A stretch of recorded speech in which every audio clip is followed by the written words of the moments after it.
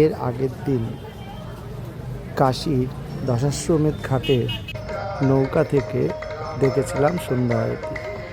তবে সেটা সরাসরি অত কাছ থেকে দেখতে না পাওয়ায় চলে গিয়েছিলাম পরের দিন অসিঘাটে, এবং সেখানে গিয়ে দেখি এক অসাধারণ ব্যবস্থা। প্রচুর বিদেশি পর্যটক এবং যারা ছিলেন ওখানকার দায়িত্বে তারা বুঝিয়ে দিচ্ছিলেন কিভাবে বসতে হবে বা কতটা সুশৃঙ্খলভাবে আমাদেরকে থাকতে হবে। তো দেখলাম সবাই সেই মতো বসে গেছে। আর এদিকেও প্রায় 15-20 মিনিট বসার পর শুরু হয়ে গেল গঙ্গা আরতি। সে এক অসাধারণ দৃশ্য।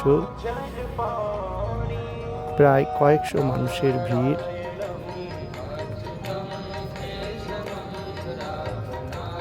सभी लोग तालियां बजाइए दोनों हाथों से। फोटो खींचना है आप सभी को। पहले कुछ देर तालियां बजाइए, प्रभु का प्रार्थना करिए, फिर मोबाइल निकालिएगा। सभी दोनों हाथों को उठाइए पूरा।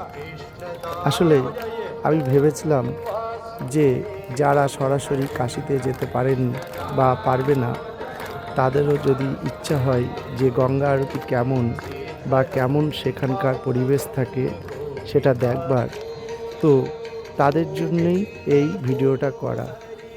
আশা করি অনেকেই ভিডিওটা দেখছে এবং তারা মোটামুটি এই ভিডিও থেকে একটা অনুভব অবশ্যই করতে পারছে।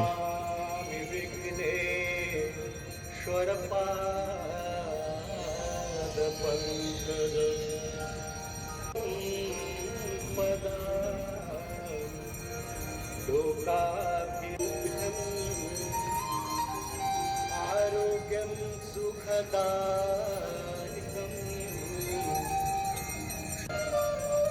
दीपदेवो नमो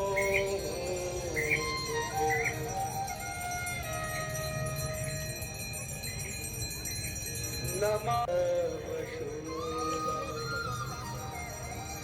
गंगा सकलमूल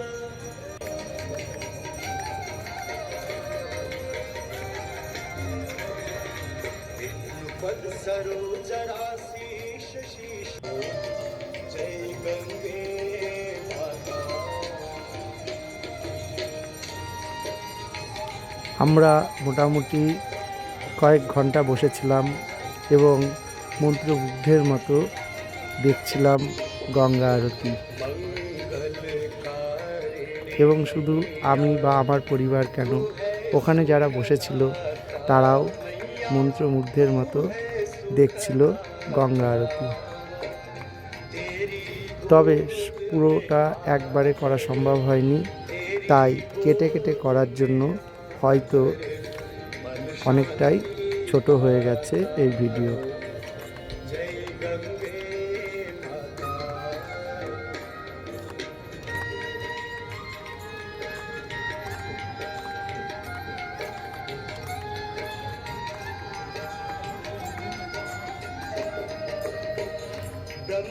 ब्रह्मस्वरूपिणी मैया जो तुमको ध्याता, मैया जो तुमको ध्याता, तेरी दया से जो जल, तेरी कृपा से जो नर सदगति है पाता।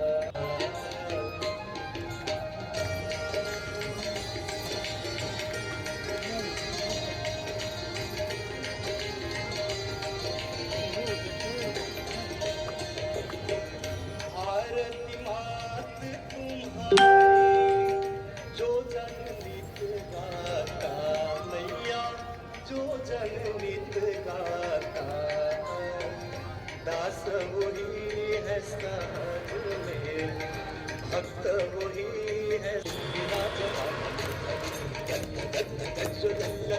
पट पाओ किशोर चंद्रशेखर कति कति जगम।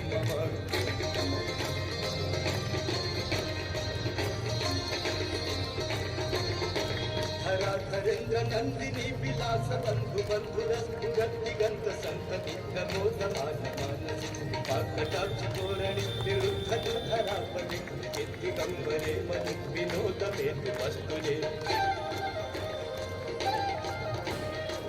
मणि प्रभाकदम्ब कुङ्कुमद्रवलिप्त दिग्बधूमुखे गन्ध सिन्धुरस्तु वस्तु उत्तरीय मेदुरे अनो विनोद मद्भुतं विभर्तु भूतवर्तरे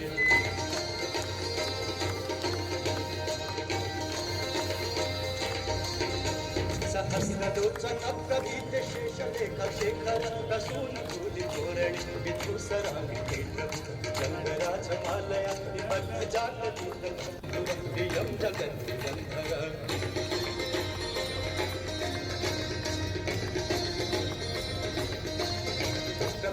नील पंकज प्रपंच कालिमप्रभापदं विकण्ठ चन्दरि रुचि प्रबन्ध कन्धरं कञ्चितं पुरच्चितं अवच्चितं मखच्चितं गच्छितं गच्छितं तमन्त गच्छितं भजे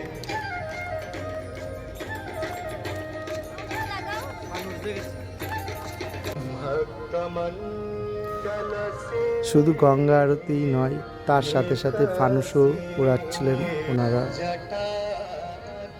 যা দৃশ্য সত্যি মনে রাখার মতো। এবং এই গঙ্গা আরতি মোটামুটি শেষ পর্বের দিকে, এবং আমরা প্রসাদ ও আশীর্বাদ সব নিয়েই ফিরেছি। যারা শেষের দিকে দেখবে অবশ্যই তারা বুঝতে পারবে বিষয়টা। এবং আমরা একটা লাইনে দাঁড়িয়ে গেছি, কারণ এখন প্রসাদ নেবার পালা, এছাড়াও আশীর্বাদও নেওয়ার পালা। এবং সবথেকে অবাক হওয়ার বিষয়, এখানে বিভিন্ন ভারতবর্ষ থেকে বিভিন্ন ধরনের মানুষ এর সমাগম ঘটেছে, এবং তার সঙ্গে বিদেশিদেরও।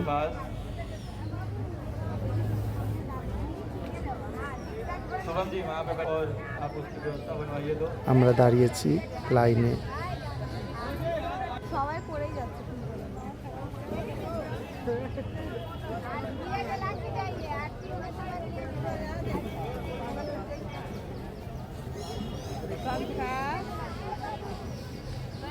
কেমন লাগলো বসিরহাটের গঙ্গা আরতি?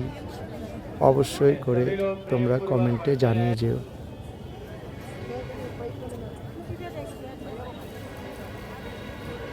একটা আলাদা অনুভূতি, একটা আলাদা তৃপ্তি নিয়ে এবার হোটেলমুখো হবার পালা।